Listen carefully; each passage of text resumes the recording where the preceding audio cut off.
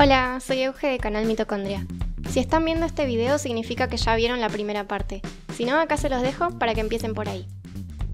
¿Se acuerdan de las jirafas y de Nicolas Cage del video anterior? Bueno, esto no tiene nada que ver.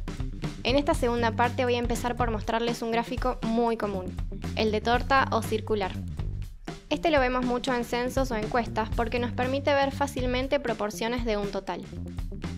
Vayamos con un ejemplo. 500 personas fueron testeadas para saber qué tipo de alergias padecían, de las cuales 120 resultaron tener alergias y las 380 restantes estaban sanas. Si el total del círculo es 100%, cada porción pintada representa el porcentaje correspondiente. Ahora, si quisiéramos profundizar en qué tipo de alergias presentaban esas 120 personas, podríamos hacer un nuevo gráfico de torta o bien usar un gráfico de barras. Al igual que el anterior, es útil para ilustrar categorías. Consta de tantas barras como categorías haya, y la altura de cada una representa la cantidad de datos que corresponden a esa categoría. En este ejemplo, las categorías son distintos tipos de alergias, y en el eje vertical vemos la cantidad expresada en número de personas que padece ese tipo de alergia. También podemos usar estas representaciones para medir cantidades de sustancias o longitudes, por ejemplo azúcar en sangre, colesterol, peso, altura, etc. En este caso, la altura de la barra representa una cantidad medida y no una frecuencia de categorías. Hay distintos formatos de este gráfico, pueden ser barras horizontales, espejadas, de a grupos y en 3D, pero todas funcionan más o menos igual. Basta con tener claras las referencias de las barras y fijarse en su altura o longitud para poder entenderlos. Sin embargo, hay un tipo de gráfico de barras un poquito distinto, el histograma. El principio es el mismo, columnas de distintas alturas, pero se utiliza para variables numéricas continuas en vez de categóricas. Es decir, variables que pueden tener valores a lo largo de una escala continua, como edades, pesos, temperaturas o fechas. Esas variables se ubican en el eje horizontal del histograma y ahora a la altura de la barra le vamos a llamar frecuencia.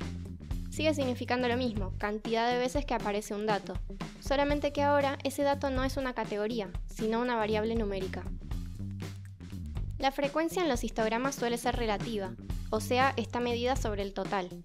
El histograma muestra cómo se distribuyen. Cada barra representa un porcentaje de frecuencia y todas las barras sumadas son el 100%. La barra más alta es la más frecuente y por ende la más probable. En este ejemplo vemos que las probabilidades se distribuyen alrededor del 1,70 m y es menos probable que una persona mida menos de 1,50 m o más de 1,90 m.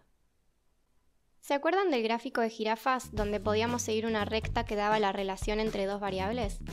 Bueno, los histogramas no siguen rectas sino curvas de distribución de probabilidades. En vez de darnos relaciones mediante la dirección de una recta, nos dan tendencias de cuán probable es un dato que cae en cierto intervalo.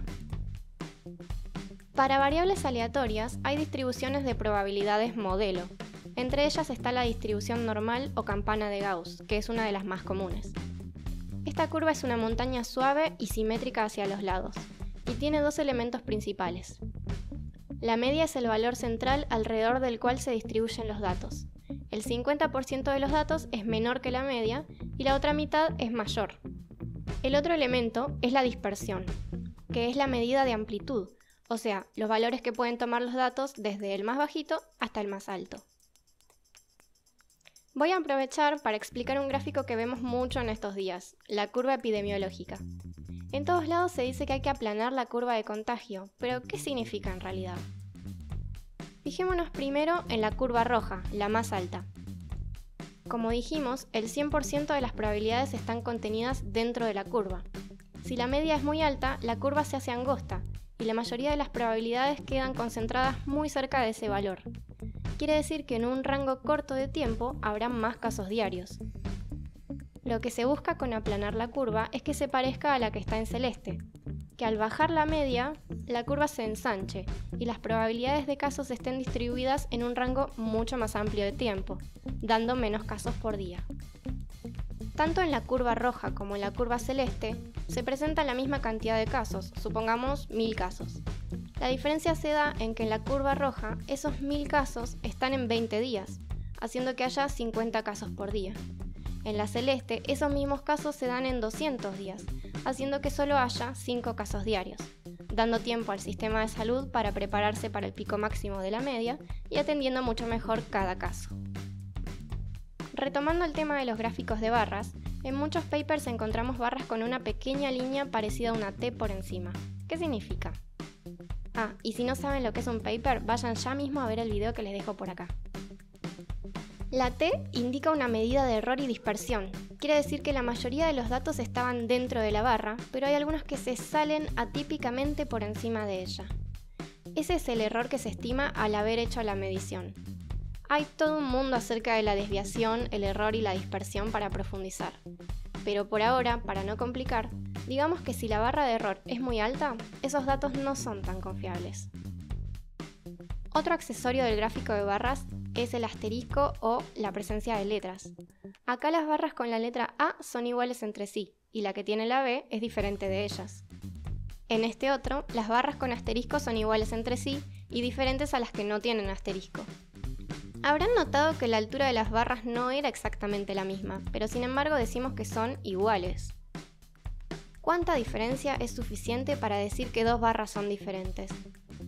Dos personas distintas que vean el gráfico podrían decir pero yo creo que esta barra es un poquito más alta que esta, o para mí son iguales. Los asteriscos y letras están puestos por los programas estadísticos que calcularon estas diferencias con bases matemáticas. A veces las barras son de altura diferente, pero es una diferencia esperada por el azar, de la misma forma que es esperable que exista una pequeña variación de altura de unos 5 o 10 centímetros entre todos los niños de 5 años. Pero si un niño tuviera una diferencia de 30 centímetros, estaría indicando que debe haber una explicación más allá del azar. Esto es lo que en estadística llamamos diferencia significativa. Es una diferencia que no se debe a las casualidades o a lo esperable. Una vez más, vemos cómo la estadística nos ayuda a distinguir entre lo que es azar y lo que no.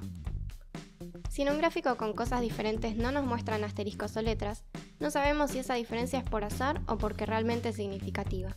Siempre exijan ese asterisco. Bueno, espero que con este video y el anterior puedan interpretar mejor los datos que nos ofrecen los papers y las noticias, que no den por cierto los gráficos ni los números sin cuestionarlos.